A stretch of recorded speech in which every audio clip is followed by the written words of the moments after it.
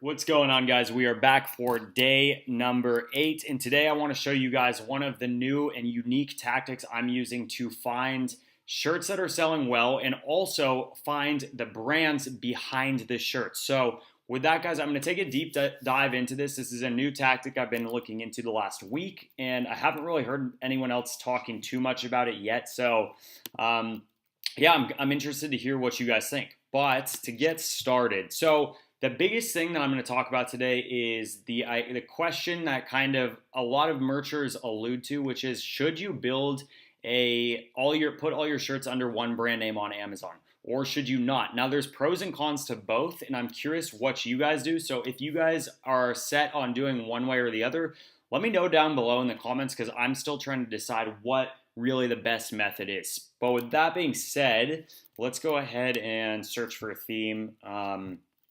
Parrot t-shirts. Now don't ask me why I'm searching for this. It's just the first thing that came to my mind. But okay, so if I search here and I look at Parrot t-shirts, let's just see. Okay, so let's use this as an example. Now, on every merch listing, I can tell this is a merch listing just by the way it's built, and obviously we have the sizing chart over here. On every merch listing, you'll notice everyone has a brand name. Now, you choose what the brand name is, which most of you probably already know.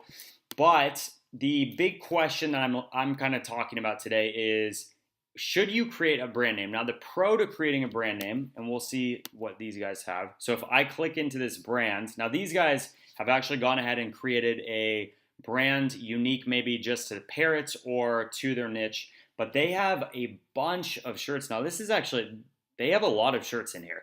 Now the pro to this is that if you're thinking in the head of a customer, if they see your shirt, so let's say they see your best-selling shirt or whatever their search gets them to, if they're interested in parrots and you've created a niche that's specific to parrots on Amazon, they might add one to the cart, and then they might want to say, okay, like what else does this seller have? What else does this brand have? And that's when they might go ahead and actually click into your guys' brand, and that's where all the shirts will pop up. So, or maybe they don't really like the exact style or color of the merch shirt that you have listed, so they want to look around, but they do like your brand and they want to see what else you guys have to offer. So the pro in that case is that you get a little bit more exposure from the customer side and the customer point of view. Now, the con to all of that is that a lot of people talk about how it also opens you up to people that are going to hijack your designs or spy on your designs. And so there's kind of a hot debate around the topic. Now, I've done both. When I first started on merch, I actually put all of my t-shirts under one brand, and that was a brand that I'd been using on previous Shopify drop shipping stores, so it seemed natural. But as I got more into merch and started realizing like I was playing around in all these different niches, I started to really segment my brands, and I actually right now I'm using a unique brand for every single shirt. So let me just see if I can find another one as an example that doesn't have a brand. So, okay, so let's check this one out. Margaritaville Gator on Beach with parrot shirt. Same deal. Now, these guys have a really long brand name, which to me immediately is a sign that potentially this is a unique brand for this one single shirt or niche. And yep, if you guys click into it, you see they only have one shirt in this. Now, again, that could also be attributed to this person being a brand new seller. I don't really know, but it gives me a good idea that, hey, these guys are probably trying to protect this brand, or just maybe this is the only shirt in that niche and they don't have anything else that's in there yet. So there's different kind of ways that people do this. Now, that kind of leads me to one of the tactics I've been messing with recently. And what that is I'll actually say, okay, if I can't find the brands, or maybe I can't necessarily find what other shirts the seller has on Amazon, but what about all the other platforms? I pretty much tried to change my mindset a little bit and think outside the box and say, look, what are people not searching for?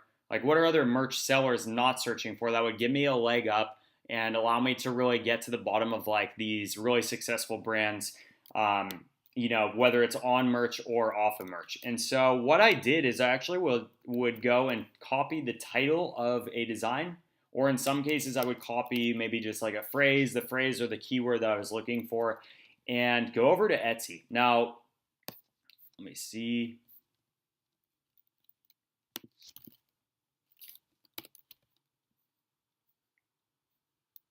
Now, if we go over to Etsy, we can go ahead and put that design in, and let's just see what pops up. So this is a pretty specific phrase. Let me check out. Okay, actually, I'm going to show you guys one that I was looking at earlier. So there was a shirt a few days ago. I was looking at doing a shirt with the phrase, "Nobody likes a shady beach shirt." Now, I ended up not making this design, but while I was looking and kind of checking out cool designs that I liked, I stumbled across, obviously several that were kind of cool or interesting. And there was one, let me see if I can still find it here. Yeah, so this design on the second page is like cool. That's a little unique. It stands out from all the others here. That's pretty cool. Now, if I go and click on this brand here, again, I can tell this is a very specific t-shirt brand, so they probably don't have much in that. But when I went and searched this phrase on Etsy, I actually found the full brand. So if you search, it's actually, right now, it's advertised on my Etsy page. And so what this allows you to do is to actually see how people are acting with their merch business. On Amazon, maybe they're protecting their different niches or whatever. But on Etsy, for example, in this case, I can actually go and see the seller on here and see kind of what are the other products they're offering. Is it just sticking to one niche, or are they expanding out of that? And so I'll just click into this one.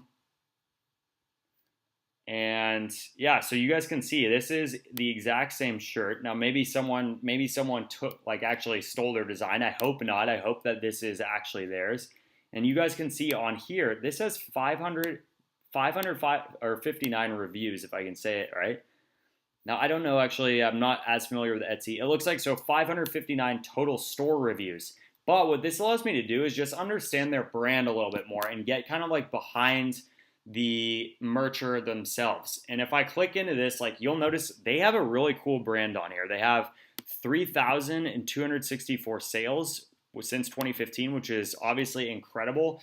And I can actually bounce around and just kind of look and see they have some pretty cool shirts in here. So now, guys, obviously I want to let you know, this is by no means am I saying you should do this tactic to go in and take other people's designs. It's just another tool for me specifically to find out what is working and what's not. So you guys know I'm doing the Merch Focus 30, which means my 30-day period here, I'm trying to turbocharge my business. And so I'm trying to drill into these really untapped niches or tools or different things on merch and find out what successful people are doing. And so that's kind of how I got to this point. So I want to make sure that you guys know that this is just another tool for your toolkit and to learn what people are doing off of Amazon and on other platforms, and really just to let you guys know that you should never rely on one platform. So Amazon might be a great platform for organic traffic, and it has obviously these massive benefits, but the way that I actually look at merch right now is that it's an incubator for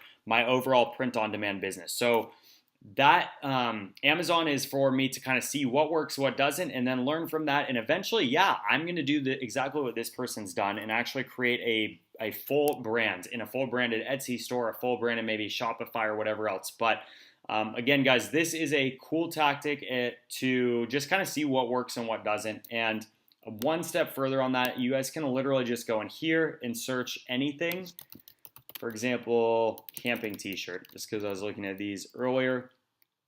You're obviously going to get a bunch pulled up. You can do the same thing and find out what these other brands are doing on Etsy and then take that back over to Amazon and use that kind of insight there. So I guess what I'm boiling this all down to is don't rely on Amazon. Search the brand names. Use everything to your advantage. I haven't even done this tactic on Redbubble, Zazzle, eBay, anything else, but I'm sure it'll work there. And this is information that you guys all have access to, and it's free. So it's just another tool for the toolkit. But let me just see really quick. So if I go in, I can even see these guys killing it. 6,000 sales on Etsy. Now they've been on here since 2013, but that's phenomenal. So again, I can just kind of drill in and see what's working, what's not working, and take this and kind of run with these ideas and these inspirations, guys. So I hope that helps. Please, in the comments below, let me know what you guys think of this tactic. What other tactics you guys are doing to, again, find designs, find like brands and other people that are doing successful things. And obviously, subscribe if you guys want to continue following the journey. And all of the tools, a link to the Facebook group, and everything else will be listed down in the description below. So with that, guys, we will see you tomorrow for day number 9.